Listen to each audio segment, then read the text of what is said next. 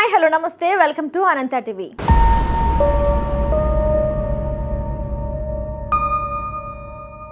Young tiger NTR హీరోగా నటిస్తున్న latest movie దేవర. కొరటాల శివ దర్శకత్వంలో తెరకెక్కుతున్న ఈ సినిమాపై ప్రేక్షకుల్లో భారీ అంచనాలు నెలకొన్నాయి.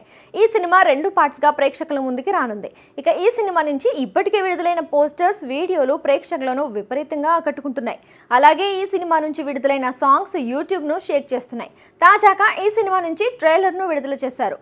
ఇక కంప్లీట్ యాక్షన్ ఎంటర్టైనర్గా తెరకెక్కుతున్న ఈ సినిమాలో తారక్ డ్యూయల్ రోల్లో కనిపించనున్నారు. అలాగే ఈ సినిమాలో బాలీవుడ్ బ్యూటీ జాన్వీ కపూర్ హీరోయిన్ గా నటిస్తుంది. అలాగే సైఫ్ అలీ ఖాన్ విలన్ గా నటిస్తున్నాడు. రీసెంట్ గా విడుదలైన ట్రైలర్ ప్రేక్షకులను విపరీతంగా ఆకట్టుకుంది. దాంతో దేవర సినిమాపై అంచనాలు ఆకాశానికి చేరుకున్నాయి. అయితే పెద్ద సినిమా నుంచి ఏదైనా అప్డేట్ వస్తే నెగిటివ్ రివ్యూ ఇవ్వడానికి చాలా మంది సిద్ధంగా ఉంటారు. నిజంగానే పాటలు, ట్రైలర్లు బాలేకపోతే నెగిటివ్ రివ్యూస్ ఇవ్వడం వేరు.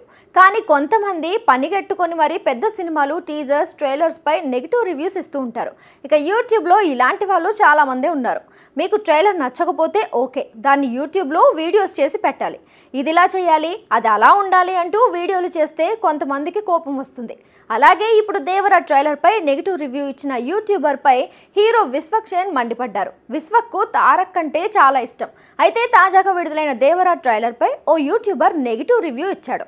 ట్రైలర్ మీద, ఎన్టీఆర్ లుక్స్ మీద యూట్యూబర్స్ ఇద్దరూ కలిసి ట్రోలింగ్ చేశారు.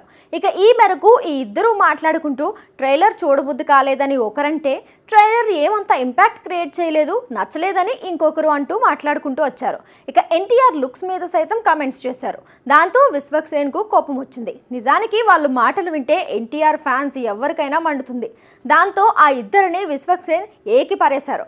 ముందు నువ్వు ఆ గోడ సాయం లేకుండా 2 నిమిషాలు నిల్చోండి, ఆ తర్వాత మాట్లాడుకుందాం. అయినా నాకు కాలిపోతుంది నిన్ను చూస్తుంటే.